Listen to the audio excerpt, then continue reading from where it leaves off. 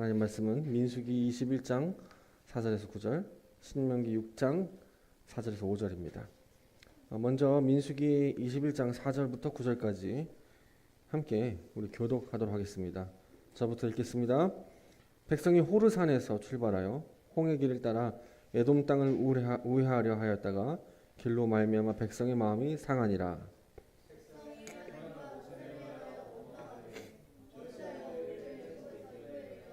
이 광야에서 죽게 하는가.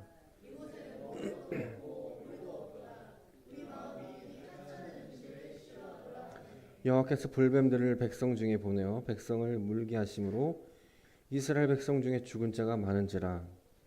백성이 모세에게 이르러 말하되 우리가 여호와와 당신을 향하여 원망함으로 범죄하였사오니 여호와께 기도하여 이 뱀들을 우리에게서 떠나게 하소서. 모세가 백성을 위하여 기도하매 여호와께서 모세에게 이르시되 불뱀을 만들어 짱대 위에 매달아라. 물린 자마다 그것을 보면 살리라. 너희는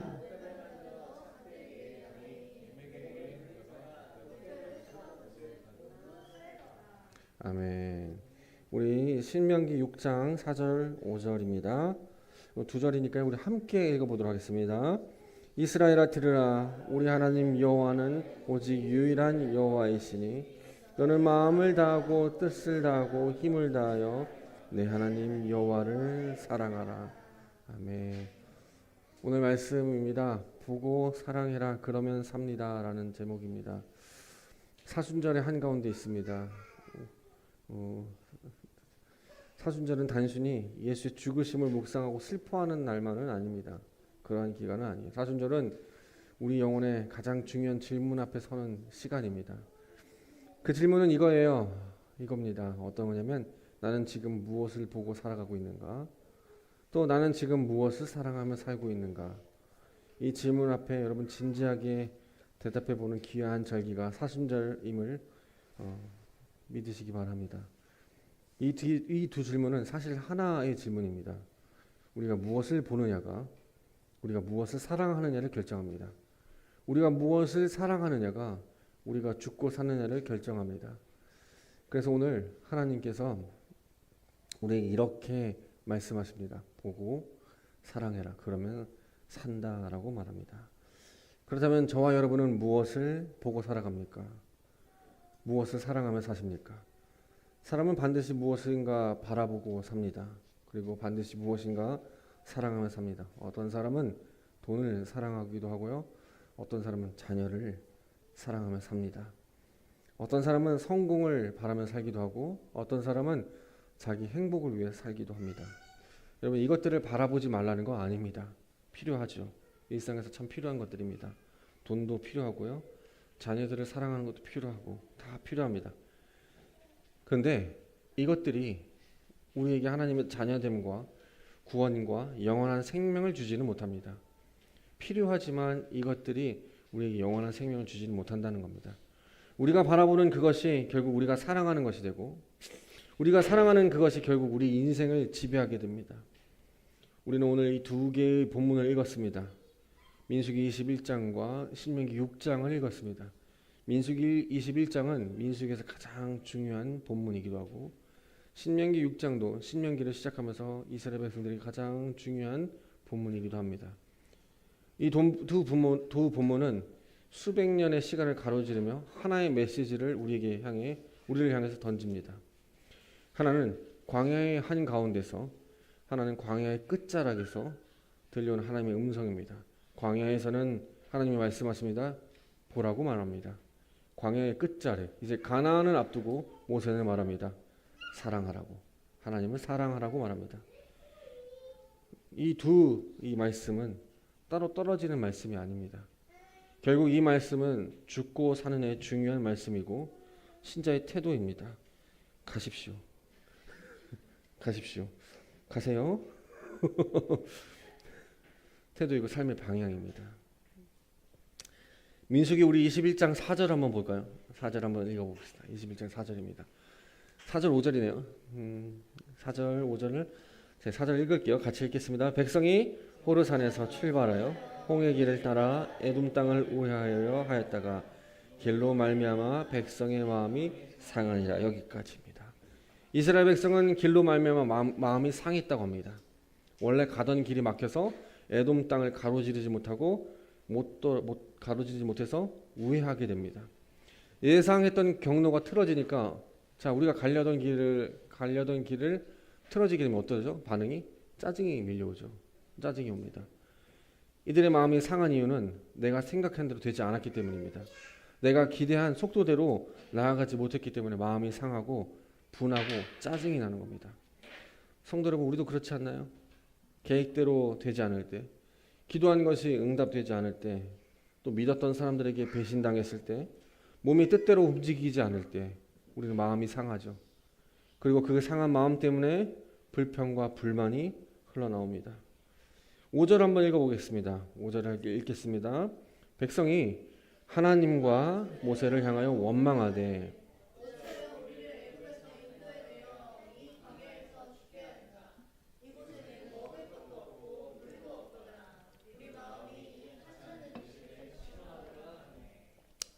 자, 이 구절을 좀 찬찬히 들여다봅시다. 이들이 불평하는 것이 무엇일까요? 먹을 것이 없다고 불평합니다. 물이 없다고 불평해요. 하찮은 음식이 싫다고 합니다. 여러분, 하찮은 음식이 여기서 무엇일까요? 만나입니다. 하나님이 그들에게 주신 만나를 하찮다라고 합니다. 만나는 여러분 은혜입니다. 여기서 뱅글뱅글 돌고 갈 거면 저 안에서 뱅글뱅글 돌아도 돼요. 만나가 하찮다는 겁니다. 하나님 주신 은혜를 하찮다고 해요. 근데 이 불평을 누구에게 하고 있습니까? 이스라엘 백성이 하나님께 하고 있고, 그리고 그들을 인도한 모세에게 합니다. 근데 잠깐 한번 생각해 봅시다. 이것이 사실일까요? 그들은 홍해를 건넜습니다. 그들은 만나를 먹었고 반석에서 물을 마셨고 불기둥과 구름기둥에서 늘 자신들을 보호하시는 하나님의 인도하심을 보았습니다.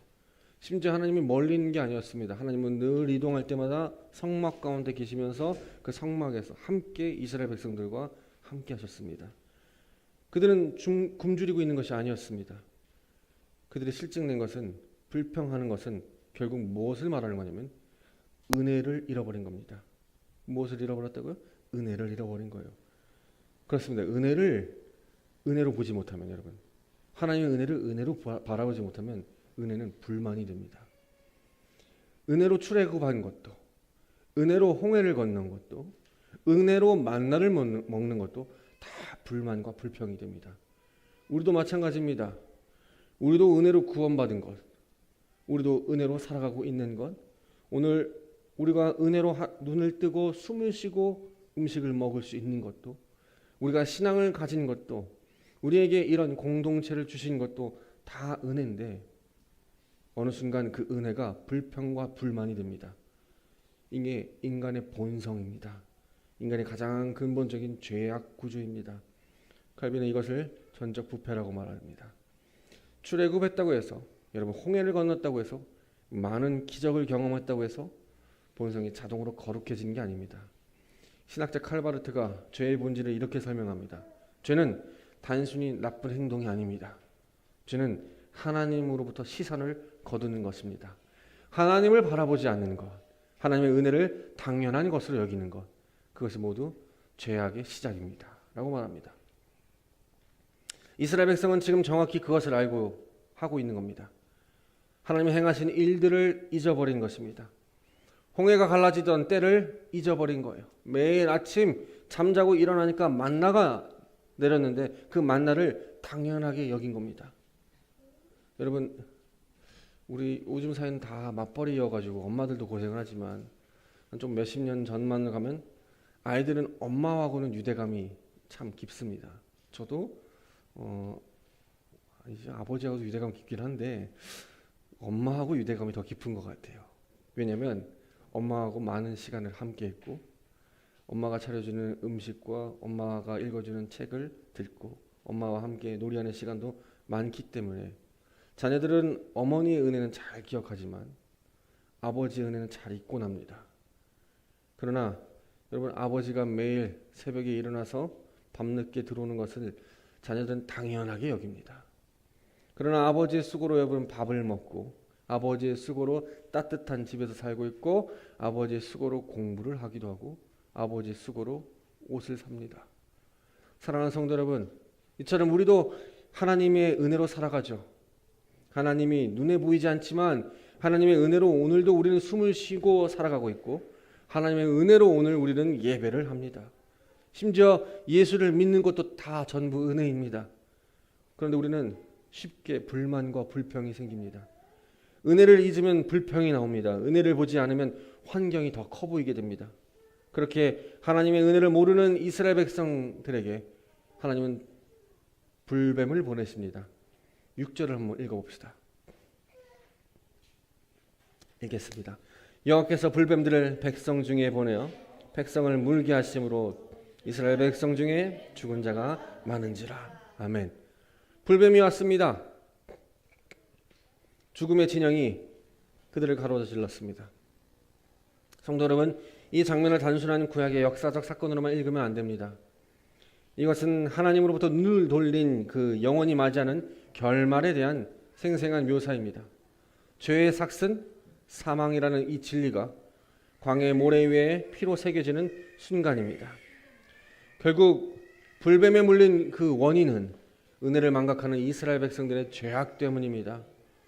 죄는 우리를 반드시 죽음으로 몰아가고 하나님을 외면한 자는 사망밖에 없습니다. 다시 말해서 하나님으로부터 눈을 돌린 영원히 맞이하는 결과는 죽음밖에 없다는 겁니다. 이 불뱀에 물린 이스라엘 백성들은 서서히 뱀의 독에 몸에서 퍼져가고 그래서 죽어가고 있습니다. 성경책을 읽다 보면 이 불뱀이라고 하고 주석이 달려있더라고요. 뭐라고 달려있냐면 이 불뱀에 물린 자는 붉은 반점과 붉은 염증이 생겨서 그 독이 퍼져서 죽어갑니다 라고 써져 있더라고요. 그래서 이제 그들이 슬슬 죽어가고 있습니다. 이제 그들이 회개합니다. 한번 7절을 봅시다. 7절입니다. 읽어보겠습니다. 백성이 모세에게 이르러 말하되 우리가 여호와 당신을 향하여 원망함으로 범죄하였사오니 여호와께 기도하여 이 뱀들을 우리에게서 떠나게 하소서. 그들이 잘못을 인정했습니다. 하나님과 모세를 원망했던 것을 인정했어요. 그때 하나님은 어떻게 하셨냐면 8절을 봅시다. 8절에 이렇게 말합니다. 여호와께서 모세에게 이르시되 불뱀을 만들어 짱대 위에 매달아라. 물린 자마다 그것을 보면 살리라. 성도 여러분, 이 말씀 앞에서 우리는 깊이 묵상해야 합니다. 하나님의 처방이 무엇이었습니까? 얼마나 단순합니까? 이 얼마나 황당합니까? 여러분, 의학적으로, 상식적으로, 이성적으로 전혀 납득이 가지 않는 처방입니다. 하나님은 짱대 위에 달린 불뱀을 보는 자는 산다고 합니다. 약을 주지도 않으시고 노력을 요구하지도 않으십니다. 수행을 명하지도 않으세요. 해독제를 만들라는 방법도 안 알려줍니다.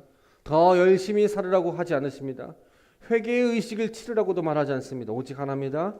짱대 위에 달린 놋뱀을 봐라. 그 놋뱀을 보라고 말합니다. 여러분, 이것이 복음입니다. 왜 보는 것으로 충분합니까? 그 놋뱀 그 자체에 무슨 신비로운 능력이 있어서일까요? 아닙니다. 그 놋뱀은 무엇을 말하냐면 너의 시선을 하나님께로 돌리라는 겁니다. 우리의 시선을 하나님께로 돌리라는 겁니다. 이스라엘 백성이 죄악됨을 철저히 깨달아서 오직 여호와만을 바라보라는 것입니다. 네 시선을 돌려라. 네 눈을 들어서 하나님 여호와 하나님을 바라보라. 그 여호와 하나님께서 준비하신 것을 바라보라. 그것이 전부입니다. 자, 9절을 봅시다. 9절을 읽겠습니다. 모세가 놋뱀을 만들어 짱대 위에 다니 뱀에게 물린 자마다 놋뱀을 쳐다본즉 모두 살더라. 실제로 바라본 자들은 살았습니다. 그 고통의 순간에, 그 죽어가던 순간에 고개를 들어 짱대에 달린 놋뱀을 바라본 자들은 살았습니다. 그런데 과연 모든 사람이 바라보았을까요? 아닙니다. 어떤 이는 바라보지 않았습니다. 저것이 무슨 효과가 있겠어? 그냥 놋뱀이잖아. 말이 되는 소리를 해야지 말하면서 회의주의자들은 끝내 눈을 들어서 그 놋뱀을 보지 않아 죽었습니다. 어떤 이는 다른 방법을 찾았을 겁니다. 아니, 해독제를 만들어야지. 놋뱀을 본다고 내가 살리겠어? 주술사를 찾아가야지. 다른 신들에게 찾아가 봐야 할 텐데, 뭔가 내가 할 수 있는 것을 해봐야 할 텐데 라고 하면서 스스로의 힘과 방법에 의지하며 끝내 죽음을 맞이했을 겁니다. 어떤 애들은 너무 지쳐서 눈을 들 힘을조차도 없어서 포기했을 겁니다. 나는 이미 너무 많이 범죄했어. 나는 이미 글러먹었어. 나 같은 사람이 그것을 본다고 살겠어? 라고 하면서 그 자기 정죄에 빠져 끝내 눈을 들지 못한 사람들이 있었을 것입니다.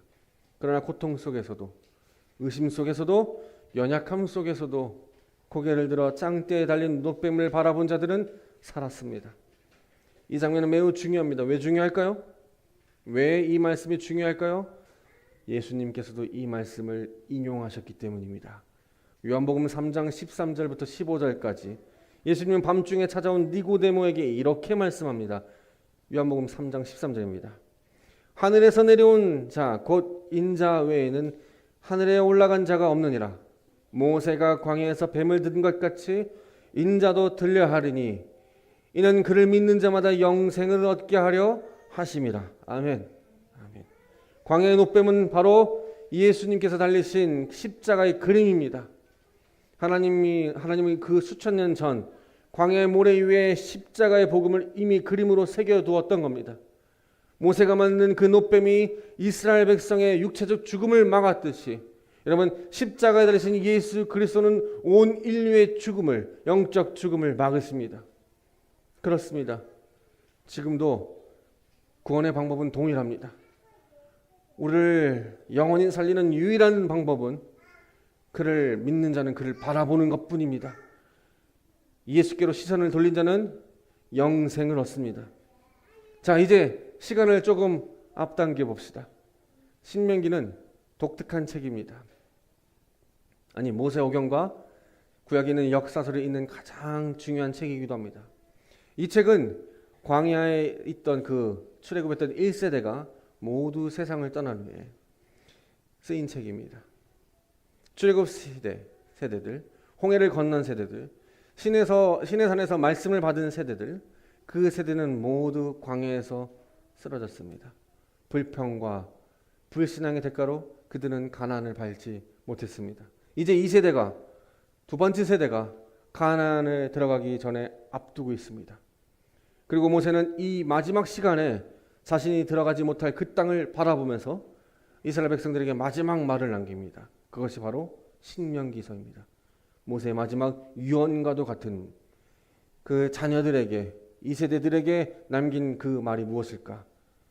첫 번째, 가장 처음에 등장하는 6장 4절에 이렇게 말합니다. 함께 봅시다. 이스라엘아 들으라. 우리 하나님 여호와는 오직 유일한 여호와이시니 너는 마음을 다하고 뜻을 다하고 힘을 다하여 내 하나님 여호와를 사랑하라. 아멘. 모세는 가나안 땅에 들어가는 세대들에게 뭐라고 유언합니까? 그 이 세대들에게 뭐라고 유언합니까? 건강해라. 부유하도록 노력해라. 힘을 길러라. 국방력을 키워라. 용기를 가져라 라고 합니까? 아닙니다. 모세는 뭐라고 말합니까? 단 하나만을 강조합니다. 여호와 하나님만을 사랑하라. 어떻게? 마음을 다하고 뜻을 다하고 힘을 다해서 오직 여호와 하나님만을 사랑하라. 왜 이렇게 말했을까요? 그들이 그렇게 안 살 것 같기 때문입니다. 그들이 환경을 사랑할 것 같고 힘을 사랑할 것 같고 돈을 사랑할 것 같고 자식을 사랑할 것 같고 지식을 사랑할 것 같고 배경을 사랑할 것 같기 때문입니다. 그것이 우리를 살리는 것이 아님에도 불구하고 홍해를 건너봤고 만나를 먹었고 하나님의 보호하심과 인재하심을 경험했음에도 하나님을 사랑하지 않을 것 같은 이 불길한 예감이 들었던 겁니다. 방금 읽은 본문을 히브리어로 쉐마 이스라엘아라고 합니다. 쉐마는 들으라 합니다. 들어라. 이스라엘아 제발 들어라. 이것만은 꼭 들어라. 다른 것 다 필요 없고 이것은 꼭 들어라. 이 말씀은 유대인들이 수천 년 동안 아침 저녁마다 암송해온 신앙의 핵심입니다. 왜 모세는 하나님만을 사랑하라고 할까요? 여기에는 복음의 핵심이 있습니다. 율법은 사랑에서 흘러나옵니다. 사랑에서 흘러나오지 않은 율법, 그 율법 준수는 종교적 의무에 불과합니다. 그것은 살아있는 신앙이 아닙니다. 그것은 두려움으로 드리는 종교 행위일 뿐입니다. 여러분 신명기 5장 6절에 십계명 서문을 다시 보시면 이렇게 나옵니다. 하나님은 십계명을 이렇게 시작하십니다. 2세대들에게도 다시 십계명을 얘기합니다. 그러면서 이렇게 말합니다. 5장 6절입니다. 나는 너를 애굽 땅 종되었던 집에서 인도하여 낸 너 하나님 여호와다라고 말합니다. 십계명의 시작은 명령이 아닙니다. 사랑입니다. 어떤 사랑입니까? 내가 너희를 인도한 하나님이라는 겁니다. 너희는 원래 종이었다는 겁니다. 너희는 원래 죽음이라는 결과밖에 없었다는 겁니다. 그러나 난 너희를 사랑하여서 내 의지로 너희를 택했고 너희를 품었고 너희를 위해 내 모든 것을 줄 수 있는 사랑의 하나님이야 라고 말합니다. 너 이것을 지켜 그래야지만 살 수 있어 라고 말하는 그 이전에 뭐라고 말합니까? 나는 은혜와 사랑이 넘치는 하나님이야 라고 말합니다. 나는 너희를 선택했어. 아브라함부터 이삭부터 야곱까지 지금 너희까지 나는 너희를 품은 너희를 사랑하는 나 여호와 하나님이야 라고 말합니다. 사랑으로 시작합니다. 명령으로 시작하지 않습니다. 은혜로 시작합니다. 여러분 이것이 복음의 순서입니다. 은혜가 먼저입니다. 율법이 먼저가 아닙니다. 하나님이 사랑이 먼저고 우리의 사랑은 그 사랑에 대한 응답일 뿐입니다. 사도 요한이 이것을 이렇게 정의합니다. 요한일서 4장 19절에 이렇게 말합니다. 우리가 사랑함은 그가 먼저 우리를 사랑하였습니다. 뭐라고요? 우리가 하나님을 사랑함은 그 하나님께서 우리를 먼저 사랑하셨다는 겁니다. 모세가 죽기 전에 이것을 2세대에게 남기고 있는 겁니다. 광야에서 죽은 그 1세대의 실패를 기억해라. 그들의 실패는 하나님을 잊고 살았다는 겁니다. 하나님의 은혜를 당연하게 여겼다는 겁니다. 너희는 가나안에서 풍요 속에서 성공 속에서 그렇게 살 것 같지만 그 가운데서도 절대 하나님을 잊지 말라. 그분을 전심으로 사랑해라. 그것이 전부다. 그것이 너의 생명이다 라고 말하는 겁니다. 성도 여러분, 이 말씀이 오늘 우리에게도 동일하게 선포됩니다. 우리가 신앙생활을 오래 할수록 우리가 교회에서 많은 것을 누릴수록 우리가 풍요로운 삶을 살수록 우리는 역설적으로 하나님을 잊어버릴 위험이 커집니다. 이것이 풍요의 유혹입니다. 여러분 대학 청년 때 수련회 같은 데 가면은 기도하면서 하나님 내가 하나님 위해서 다 드릴게요. 별 것도 없으면서 청년 때 가진 것도 없으면서 근데 여러분 지금 할 수 있어요? 주를 위해 다 포기하겠습니다. 내 자녀도 내 돈도 내 집도 다 버리고 주님이 가라는 곳 가겠습니다. 근데 솔직하게 내가 그 기도 앞에 과연 나는 이런 생각이 듭니다. 풍요의 유혹이죠. 아무것도 없을 때는 하나님을 찾습니다. 그런데 가나안에서는 집이 있어요. 음식이 있어요. 안정이 있어요. 어떻게 됩니까? 서서히 하나님 없이도 살 수 있다는 착각에 빠집니다. 그래서 모세는 경고합니다. 잊지 말아라. 기억해라. 여호와 하나님을 사랑해라. 성도 여러분, 지금부터 이 두 본문이 오늘 우리의 삶 한가운데로 걸어 들어옵니다. 우리는 지금 어디에 있습니까? 오늘날 살아가는 오늘 이 시대도 광야와 비슷합니다. 형태가 다를 뿐 우리 시대도 광야입니다. 경제적 압박이 사람들의 목을 조이고 관계의 상처가 사람들의 가슴을 파고듭니다. 건강에 대한 두려움이 사람들의 밤을 뺏고 자녀들의 미래에 대한 불안이 사람들의 평안을 앗아갑니다. 그리고 그 모든 것 아래에는 깊은 공허함이 있습니다. 숨을 쉬는데 살아있지 않은 것 같은 그 느낌. 그 모든 것을 가졌는데 그 아무것도 없는 것 같은 그 공허함. 여러분 이 공허함을 채우기 위해 우리는 무엇을 바라봅니까? 어떤 분은 돈을 바라봅니다. 돈만 좀 더 있으면 이 공허함을 채워질 텐데. 그런데 그 더 많은 돈이 생겼을 때 여러분 진정 그 공허함이 다 채워집니까? 더 큰 공허함이 찾아오지 않을까요? 성경에 가장 부유했다고 알려진 솔로몬이 전도서에서 이렇게 말합니다. 헛되고 헛되며 헛되고 헛되니 모든 것이 헛되도다. 헛되다가 5번 말합니다. 헛되고 헛되며 헛되고 헛되니 모든 것이 헛되도다. 솔로몬은 모든 것을 가졌습니다. 금은 보화와 지혜와 명예와 여인들까지 모든 것을 가졌습니다. 그런데 그것들이 그의 영혼을 채우지 못했다는 겁니다. 여러분은 자녀를 바라봅니다. 내 자녀가 성공을 하면, 내 자녀가 잘 되면 나는 행복할 텐데. 그런데 자녀의 성공이, 기억하십시오, 부모의 영혼을 살리지 못합니다. 자녀는 자녀의 삶이 있고 부모는 부모의 영혼이 있습니다. 그러니 진정한 성공은 영혼을 살리는 겁니다. 어떤 이는 인정을 바라봅니다. 더 많은 사람들이 나를 알아줬으면, 내가 더 높은 자리에 오르면. 그런데 그 인정도 영원하지 않습니다. 오늘은 갈채가 내일은 침묵이기도 합니다. 인정에 기댄 자는 인정이 사라지는 순간 함께 무너집니다. 이것이 우리가 겪고 있는 영적 현실입니다. 우리는 해독제를 찾아 이곳저곳 기웃거립니다. 그러나 진짜 해독제는 따로 있습니다.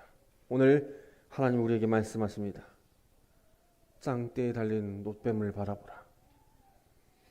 다시 말하면 우리의 죄를 위해 십자가에 달려 죽으신 주 예수 그리스도를 바라보라고 말합니다. 성도 여러분, 지금은 사순절 기간입니다. 금식하며 울기만 하는 날이 아닙니다. 우리의 시선을 점검하는 기간입니다. 성도 여러분, 여러분의 눈은 무엇을 바라보고 있습니까? 여러분의 귀는 무엇을 듣고 있습니까? 바쁜 일상 속에서, 수많은 일들 사이에서 잠시 멈춰 나를 위해 십자가에 달리신 예수 그리스도를 바라보십시오. 실은 짱대에 달린 불뱀을 바라보면서 이스라엘 백성은 무엇을 생각하게 될까요? 그 짱대에 달린 놋뱀을 바라보면서 백성들은 무엇을 생각할까요? 인간의 부패함을 봅니다. 나의 실상을 발견하게 됩니다.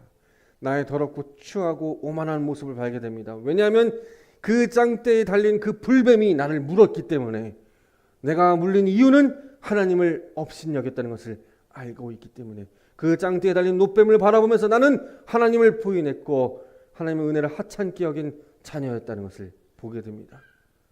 그 죄로 인해서 불뱀이 나를 물었다는 것을, 그 불뱀이 짱대에 달렸다는 것은 결국 내 죄를 바라보는 겁니다. 여러분, 십자가도 마찬가지입니다. 십자가에 달리신 예수 그리스도를 바라보는 것은 감상적인 것이 아닙니다. 십자가를 통해 우리는 깨닫습니다. 오늘도 나는 예수를 부인한 자라고, 나는 오늘도 주의 은혜를 하찮게 여긴 자라고, 나는 여전히 세상을 사랑했노라고, 나는 예수보다 나를 더 사랑한 자라고, 이 더럽고 추한 죄를 발견하는 겁니다. 바울은 갈라디아서 3장 13절에 이렇게 말합니다. 그리스도께서 우리를 위하여 저주를 받은 바 되사 율법의 저주에서 우리를 속량하셨으니 기록된 바 나무에 달린 자마다 저주 아래에 있는 자라. 사랑하는 성도 여러분, 광야의 짱대에 달린 놋뱀의 예표가 바로 나무에 달린 예수 그리스도이십니다. 그분이 우리의 생명이십니다. 그분을 바라보는 자는 삽니다. 그 시선 하나로 충분한 것입니다. 그런데 여기서 우리가 한 걸음만 좀 더 들어가 봅시다. 바라보는 것과 사랑하는 것은 어떤 관계가 있습니까? 십자가를 진정으로 바라본 사람은, 여러분, 진짜 십자가를 바라본 자는 자신의 죄를 깨닫게 된단 말이죠. 그 인간의 누추함과 그 더럽고 추함을 바라본다는 거죠. 그분이 우리의 죄를 대속하신 것을 깨닫게 된다는 거예요. 결국 그럼 어떻게 됩니까? 나의 죄를 대속하신 예수를 사랑하게 됩니다. 이건 필연입니다. 한 예화를 하나 드리겠습니다. 2차 세계대전 때 있었던 일입니다. 아우슈비츠 수용소에서 한 죄수가 탈출했어요. 독일 나치는 보복으로 한 수용소에서 누가 한 명이 탈출했기 때문에 탈출한 자를 잡기 위해서 10명을 뽑아 굶어 죽이려고 했습니다. 자, 무작위로 10명을 뽑습니다. 10명이 선발됐습니다. 그때 한 폴란드 군인 프란체스크 가요프 니체라는 사람이 울부짖는 겁니다. 뭐라고 울부짖냐면 자기는 죽는데 여기 내 아이들과 내 아내는 저기 안에 수용소 안에 있어요. 내 아이들과 내 아내는 어떡할까? 이러면서 우는 겁니다. 그러면서 한 사람이 나옵니다. 이 사람이 막시밀리안 콜베 신부입니다. 이 신부가 이렇게 말합니다. 저 사람 대신 내가 죽겠습니다. 저 사람을 빼주십시오. 그래서 이 프란체스크 가요프 니체는 살아남았습니다. 자, 2차 세계대전이 끝났습니다. 전쟁이 끝나고 그는 오래 살았습니다. 94세까지 살았어요. 죽음이 오기 전까지 그는 매년 아우슈비츠 곳을 방문해서 꽃다발을 방문해서 꽃을 놓고 울며 매년 찾아갑니다. 한 기자가 묻습니다. 왜 매년 여기 옵니까? 왜 한 번도 빠짐없이 여기 옵니까? 그는 대답합니다. 제가 저 대신 죽은 그 신부님을 잊을 수 없어서입니다. 저 대신 죽은 그 신부를 사랑하지 않을 수 없어서 저는 매년 여기 옵니다. 사랑하는 성도 여러분, 십자가는 그것과 비교할 수 없는 것입니다. 죄 없으신 그 하나님의 독생자 예수 그리스도께서 여러분들을, 죄인인 나를 대신하여 십자가에서 저주를 받은 바 죽임을 당했습니다. 살이 찢기고 물과 피를 다 흘려 우리를 대신하여 죽으셨습니다. 그 십자가를 진정으로 바라본 사람은 여러분 어떻게 될까요? 사랑하지 않을 수 없습니다. 십자가를 보면 우리의 죄를 담당한 하나님의 은혜를 경험하게 됩니다. 십자가를 바라보면 우리가 죽을 수밖에 없는 죄인임을 깨닫게 됩니다. 우리의 죄를 담당하사 자기 목숨을 아끼지 않고 우리를 위해 대속의 제물로 십자가에서 죽으신 그 저주를 받으신 독생자 예수 그리스도의 은혜와 사랑을 경험하게 되면 사랑하지 않을 수 없습니다. 사랑하는 성도 여러분, 그분을 사랑할 수밖에 없습니다. 그래서 그분을 사랑하는 자는 죽도록 주를 위해서 충성하는 것입니다. 왜냐하면 이 죽을 수밖에 없는 이 죄악된 나를 하나님께서 살려주셨기 때문에, 나에게 영원한 생명을 주셨기 때문에. 여러분 믿으세요? 이 땅 끝나고가 아니라 우리는 전부 다 우리 이후에, 끝난 이후에 하나님 나라에 들어갈 것을 믿으십니까? 이 죽을 수밖에 없는 우리를, 이 땅에서 끝이 아니라 영원한 생명을 주신 우리를 구원하시기 위해 십자가에 죽으신 예수 그리스도를 바라보면 사랑하지 않을 수 없다는 겁니다. 성도 여러분, 이제 말씀을 맺겠습니다. 오늘 하나님의 말씀을 통해 두 가지를 부탁합니다. 첫째로 보십시오. 십자가에 달리신 예수 그리스도를 바라보십시오. 이 사순절 세상이 우리의 시선을 빼앗기기 전에 먼저 그분께 눈을 고정하십시오. 여러분 지금 이 자리에서 십자가를 바라보십시오. 갈보리 언덕 위에 우리의 죄를 담당하신 예수 그리스도의 십자가를 바라보십시오. 둘째로 여러분 사랑하십시오. 어떻게 사랑하냐면 마음을 다하고 뜻을 다하고 힘을 다하여 그 여호와 하나님만을 사랑하십시오. 우리가 받은 은혜를 기억하고 우리가 지금 숨을 쉬고 있고 우리 이후에 하나님 나라에 들어갈 것을 기억하면서 삼위 하나님만을 사랑하십시오. 우리 인생의 하나님을 진심으로 사랑하는 것이 최고이고 이것만이 우리의 유일한 소망임을 기억하십시오. 십자가의 그 은혜, 나를 살리고 나를 인도하신 그 하나님의 이 은혜를 기억하면서 오직 하나님을 사랑합시다. 그 아우슈비츠 생존자가 평생 꽃을 들고 간 것처럼 우리를 위해 상하고 찢긴 예수 그리스도를 잊지 마십시오. 그리고 오직 예수만을 사랑하십시오. 그 사람만이 하나님의 자녀입니다. 여러분 예수를 믿으면서 자기의 소명을 이루려고 하지 마십시오. 우리는 하나님의 자녀됨을 이루기 위해 살아야 됩니다. 우리는 먼저 하나님의 자녀입니다. 그러니 하나님의 자녀이면 하나님을 사랑하는 겁니다. 그 사랑이 우리의 삶입니다. 그 사랑이 율법의 완성입니다. 그래서 우리가 십계명을 준행하는 것은 우리가 안식일을 거룩히 지키고 주의 이름을 망령되이 부르지 않고 우상을 섬기지 않는 것은, 내 여호와 한 분 이외에 다른 것을 섬기지 않는 것은 그 하나님을 사랑하기 때문이지 이것을 지킴으로 우리가 구원받는다는 거 아닙니다. 우리가 하나님을 사랑하기 때문에 하나님의 자녀인 삶을 살기 원하는 것처럼 우리 모두 진심으로 사랑하기 원합니다. 사랑하는 성도 여러분, 여러분의 매일매일을 바라보는 것은 무엇입니까? 여러분이 그토록 사랑하는 것은 무엇입니까? 예수를 바라보십시오. 사랑하십시오.